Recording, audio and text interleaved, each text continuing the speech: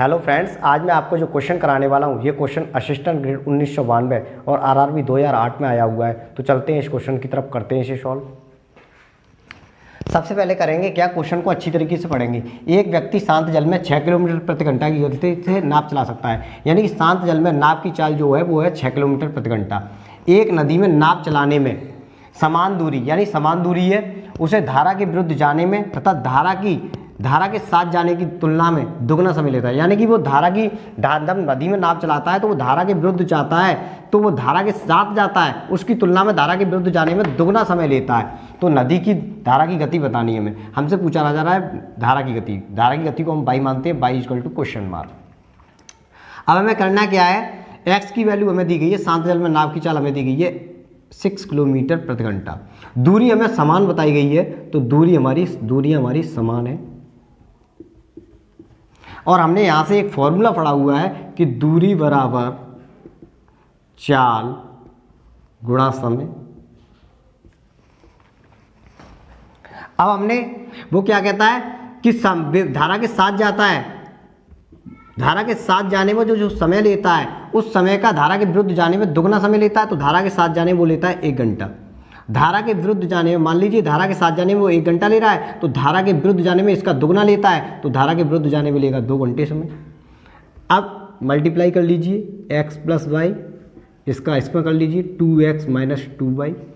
यहाँ से x को एक तरफ लाइए, y plus 2y 2x minus x।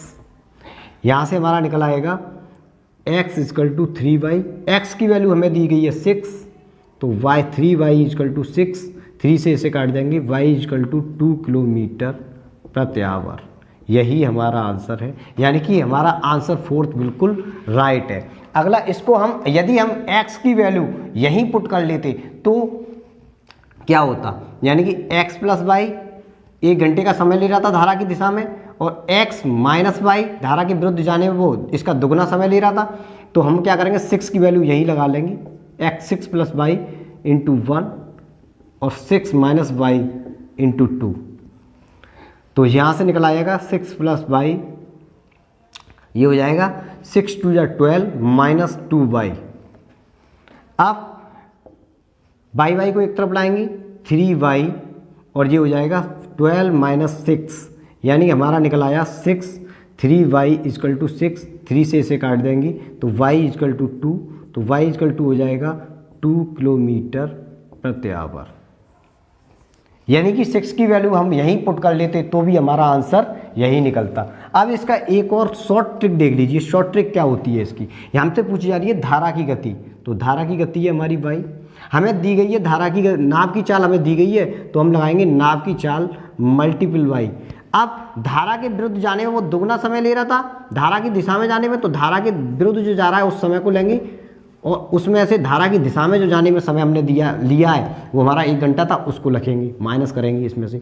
फिर क्या करेंगे, इसके बटे में धारा के विरुद्ध जाने में जो समय है उसको लिखेंगे, प्लस धारा की दिशा में जाने में जो समय लिया है उसको लिखेंगे। फिर हमारा यहाँ से क्या होगा, x की वैल्यू क्या है 6 मल्टीप्लाई 2 माइनस 1 और 2 प्लस 1 3, इसको काट देंगे, 3 2 जा 6, y इक्वल टू 2 किलोमीटर प्रति आवर। इसमें से आपको जिस तरीके से अच्छा लगे आप इस क्वेश्चन को सॉल्व कर सकते हैं। यदि आपको मेरी ये वीडियो अच्छी लगी हो तो मेरी वीडियो को लाइक करें, मेरे चैनल को सब्सक्राइब करें, कमेंट्स करें, शेयर करें, एंड ज़्यादा से ज़्यादा अपने और भी दोस्तों को मेरे साथ जोड़ें। नमस्ते जी।